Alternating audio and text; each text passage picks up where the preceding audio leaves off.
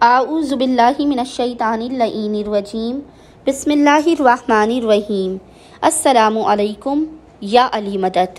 مومنین و مومنات کی خدمت میں ماہ رمضان کے 13ویں دن 13 ڈے جو ماہ رمضان کا ہے اس دن کی دعا اور اس کی فضیلت لے کر آئے ہیں۔ سب سے پہلے مومنین کی خدمت میں ماہ رمضان کے 13ویں دن کی دعا کی فضیلت بیان کریں گے۔ ماہ رمضان کے کریم کے 13ویں دن کے دعا کی بے پناہ فضیلت بیان کی گئی ہے۔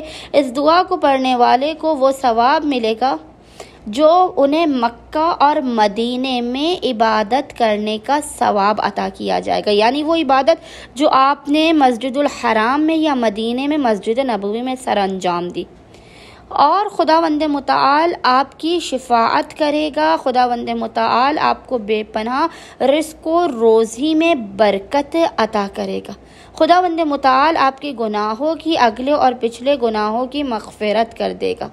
خداوند متعال آپ کے نام کو برائیوں والے ناموں سے بدل کے اچھائیوں والے ناموں میں تبدیل کر دے گا۔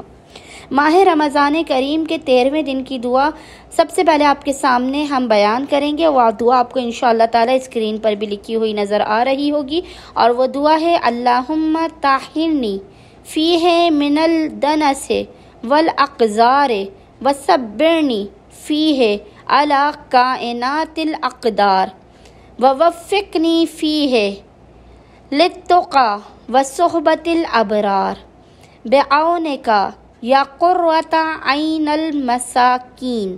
ترجمہ: اے اللہ، آج کے دن مجھ کو میل کچیل سے پاک و صاف رکھ، اس میں مجھے مقدر شدہ مشکلات پر صبر عطا فرما، اور آج اپنی مدد کے ساتھ مجھ کو پرہیزگاری اور نیکوکاروں کے ساتھ رہنے کی توفیق دے۔